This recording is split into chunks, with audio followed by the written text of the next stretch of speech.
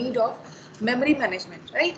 तो पहले एक थोड़ा सा बेस, जो पुरानी चीज़ें अगर जो आपने कंप्यूटर ऑर्गेनाइजेशन में पढ़ी है वहाँ से शुरू करते हैं कि आपका जो कंप्यूटर है, कंप्यूटर की परफॉर्मेंस अगर आप समझना चाहते हैं तो इसके लिए दो जो इम्पॉर्टेंट लोग रोल प्ले करते हैं, that is your CPU and second one is memory, right. यही दो चीज़ों को हम मैनेज करना चाहते हैं, आइदर CPU और मेमोरी, ठीक है।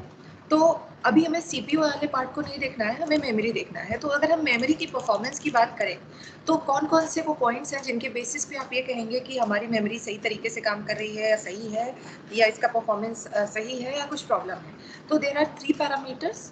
First one is size, right. Second one is access time and third one is cost per unit. Okay, so these are 3 performance criteria of memory, ठीक है। अब कुछ ये जो 3 चीज़ें हैं, size, access time and cost, तो अगर हम ऐसा सोच सकते हैं कि साइज और जो एक्सेस टाइम है दोनों को हम बढ़ा सकें। अच्छा, ऑब्जेक्टिव क्या है? हम चाहते हैं कि साइज ज़्यादा हो, ठीक है, एक्सेस टाइम कम हो और कॉस्ट जो है कम। कॉस्ट को मिनिमाइज करना है, एक्सेस टाइम को मिनिमाइज करना है और साइज को बढ़ाना है, ठीक है। तो क्या ये दोनों चीज़ें एक साथ फुलफिल हो सकती है कि आप साइज को बढ़ाते जाएं और आपका एक्सेस टाइम कम होता जाए? ये दोनों चीज़ें सेम टाइम पे पॉसिबल नहीं है। क्यों नहीं है? क्योंकि अगर आप साइज को बढ़ाते जाओगे, आपका स्पेस अगर बढ़ता जाएगा तो उसमें आपका जो सर्च टाइम है या जो आपका कोई भी कंटेंट को सर्च करने का टाइम है या जिसे आप एक्सेस टाइम कह रहे हैं, वो आपका बढ़ जाएगा। भाई आपको सर्चिंग में भी तो कुछ टाइम लगेगा, ठीक है। तो ये दोनों चीजें एक साथ हम नहीं अचीव कर सकते और इन्हीं तीनों चीजों को हमें बैलेंस में रखना है। इसी वजह से हमने मेमोरी हायरार्की का कंसेप्ट देखा, ठीक है। तो what is our memory hierarchy? Memory hierarchy में सबसे पहले आपका आता है ये हमारा ये है CPU, ठीक है। सबसे पहले कैश, कैश के बाद मेन मेमोरी, मेन मेमोरी के बाद आपका आएगा सेकेंडरी मेमोरी, ठीक है। तो अब एक चीज और देखते हैं कि आपका जो CPU होता है, मैंने आपको पहले भी बताया है, CPU always generate logical address, okay. CPU क्या जनरेट करता है? Logical address. लॉजिकल एड्रेस किससे रिलेट करता है? आपका सेकेंडरी मेमोरी से, राइट। लेकिन क्योंकि हमने क्या किया है, हमने अपने एक्सेस टाइम को बढ़ाने के लिए, है ना, एक्सेस टाइम को बढ़ाने के लिए हमने जो प्रोग्राम्स हम बार बार यूज कर रहे हैं, जो रिसेंटली यूज हुए हैं, हमने उन्हें मेमोरी में, मेन मेमोरी में उठा के रखा है। क्योंकि इसकी साइज कम है तो इसका एक्सेस टाइम जो है वो, सॉरी, एक्सेस टाइम आपका कम होगा, ठीक है। तो साइज आपकी यहाँ पे कम है जिस वजह से आपका एक्सेस टाइम जो है वो कम लगेगा। और हम क्या करते हैं, जो आपका ऑपरेटिंग सिस्टम क्या करता है, क्योंकि चीजें आपको कहाँ से लेनी है एक्चुअल में मेमोरी से, so this logical address is being converted into physical address bye operating system, ठीक है। ये तो भी हम बैकग्राउंड की बात करें कि एक्चुअल में होता क्या है, ठीक है। अब इस चीज को चलो इस एग्जाम्पल से रिलेट करेंगे तो थोड़ा सा और बेहतर समझ में आएगा। देखिए, हमारे पास आपने कोई प्रोग्राम लिखा, ठीक है, आपने किसी प्रोग्राम को लिखा, ठीक है, उसको कंपाइल किया और उसको जब आप स्टोर करते हैं तो that program or executable file of that program is stored on the hard disk, ठीक है। कहाँ पे स्टोर हो रहा है? हार्ड डिस्क में स्टोर हो रहा है। अब जब भी इस प्रोसेस को या जो भी ये प्रोग्राम आपने हार्ड डिस्क में या सेकेंडरी स्टोरेज में स्टोर किया है, इसको अगर एग्जीक्यूट करना है तो इसको रैम मेमोरी में लाना पड़ेगा या फिर मेन मेमोरी में लाना पड़ेगा, राइट। अब इसे मेन मेमोरी में जब हम लाएंगे तो ये कन्वर्ट हो जाएगा किसमें? प्रोसेस में, ठीक है। अच्छा, ये तो ठीक है, चलो। अब हमें देखना है कि भाई आपके पास कई सारे प्रोसेस है, ठीक है, कई सारे प्रोसेस हैं और इन्हें एक रैम को शेयर करना है, मतलब प्राइमरी मेमोरी को शेयर करना है, ठीक है। तो किस तरीके से हम आपके रैम मेमोरी को या प्राइमरी स्टोरेज को डिफरेंट प्रोसेसेस के बीच में शेयर कराएंगे, दिस इज आवर कंसर्न। इसको कौन करता है? ये आपका मैनेज करता है ऑपरेटिंग सिस्टम, ठीक है। ऑपरेटिंग सिस्टम विल डिसाइड कि how different processes will be stored in the RAM memory, right. और जितने भी प्रोसेस आएंगे, ठीक है। अच्छा, इसका मैनेजमेंट जरूरी क्यों है? क्योंकि RAM memory is limited in size, ठीक है। और जितने भी प्रोसेस को एग्जीक्यूट होना है सबको रैम की ही रिक्वायरमेंट है, ठीक है। और जितने प्रोसेस आप लेते आएंगे प्राइमरी मेमोरी में उतने नंबर ऑफ मेमोरी मैप्स, ठीक है, हर एक प्रोसेस का मेमोरी मैप भी साथ साथ आएगा रैम में, राइट। हर एक प्रोसेस के साथ उसका मेमोरी मैप भी आएगा, तो उसको भी आपको स्टोरेज एरिया प्रोवाइड करना पड़ेगा, ठीक है। अब इसमें एक चीज और आती है कि वो our objective is to improve the degree of multiprogramming, ज्यादा से ज्यादा प्रोग्राम्स को हमें रैम मेमोरी में लाके रखना है, ठीक है, so for the better CPU utilisation, okay. तो और ये सारी चीजें कि आप किस तरीके से प्रोसेस रैम में आके स्टोर होंगे और कब ये यहाँ से रिमूव किए जाएंगे, ये सारी चीजें कौन मैनेज करेगा? आपका ऑपरेटिंग सिस्टम, ठीक है। अच्छा, तो अभी हमने क्या कहा कि जब भी किसी प्रोग्राम को एग्जीक्यूट होना होगा तो वो कहाँ, पहले तो वो कहाँ स्टोर था? सेकेंडरी मेमोरी में, और सेकेंडरी मेमोरी से कहाँ लाया गया? प्राइमरी मेमोरी में। अच्छा भाई, तो चलिए ठीक है, देखते हैं कि what are different ways of memory management और what are different ways to bring data और block from the secondary memory and put it into the main memory, ठीक है। वो कितने तरीके से हम सेकेंडरी मेमोरी से डेटा को उठा के मेन मेमोरी में ला सकते हैं। मतलब ये जो हमें जब भी एग्जीक्यूट करना है प्रोसेस को, तभी हम उसको सेकेंडरी मेमोरी से लाते हैं। तो हमारे पास क्या क्या डिफरेंट अप्रोच है जिसके थ्रू आप सेकेंडरी मेमोरी से डेटा को उठा के लाओगे प्राइमरी मेमोरी में, ठीक है। तो प्राइमरी मेमोरी में डेटा क्यों लाते हैं? इसका जवाब ये है कि परफॉर्मेंस को इंक्रीज करने के लिए।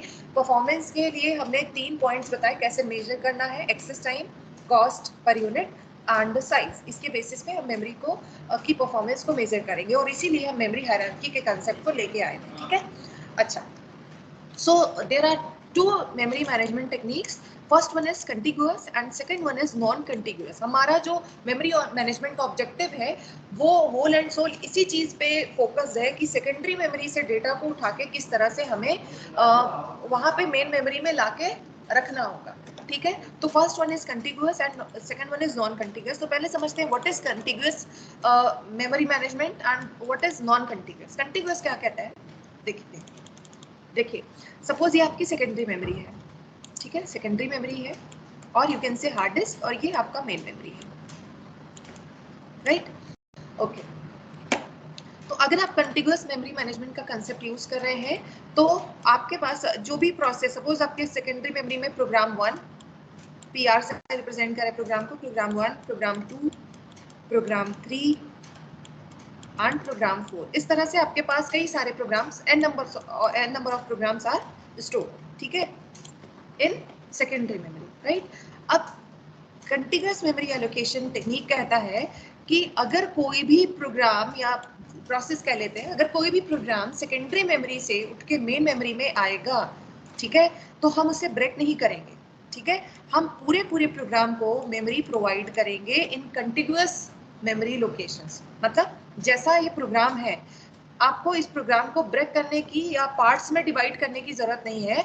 हम पूरे प्रोग्राम को कहाँ पे लेके आएंगे? मेन मेमोरी में लेके आएंगे, ठीक है। जैसे आप क्या कहते हैं, what is array? Array is the collection of continuous blocks of memory, right. तो एक तरह से आप कहिए कि हमने पूरे प्रोग्राम को उठाया और उस सीक्वेंशियल मैनर में हर एक इंस्ट्रक्शन को स्टोर किया। Program is collection of instruction, right. पूरे प्रोग्राम को हम कंटिन्यूअस मेमोरी लोकेशन पे या ऐसे कंटिन्यूअस ब्लॉक्स में स्टोर कर रहे हैं, ठीक है। उसको हम ब्रेक करके अलग अलग इधर उधर बिखेर नहीं रहे, ठीक है। तो ये वाला अप्रोच क्या होता है? कंटिन्यूअस। नॉन कंटिन्यूअस, अगर आप कंटिन्यूअस समझ पाए हैं तो आपने गेस कर लिया होगा कि नॉन कंटिन्यूअस कौन सा होगा। जो आपने उसमें पढ़ा था मेन मेमोरी में, सॉरी, जब कंप्यूटर ऑर्गेनाइजेशन में पढ़ा था तो हम लोगों ने क्या किया था, हम जो भी आपके प्रोग्राम्स रहते थे, है ना, जो भी प्रोग्राम्स रहते थे उनको हम पार्ट्स में डिवाइड कर लेते थे और उसके बाद जिस पार्ट की रिक्वायरमेंट होती थी उसी को हम रैम में लेके आते थे, पूरे प्रोग्राम को नहीं लेके आते थे, ठीक है। तो अब कंटिन्यूअस का आप ड्रॉबैक ये समझ सकते हैं कि अगर जो प्रोग्राम है उसकी साइज मेन मेमोरी से ज्यादा है, ठीक है, तो आप उस प्रोग्राम को यहाँ पे ला ही नहीं सकते इन case of continuous memory location, right. अच्छा, अब आते हैं नॉन कंटिन्यूअस मेमोरी एलोकेशन, ठीक है। नॉन कंटिन्यूअस मेमोरी एलोकेशन क्या करेगा?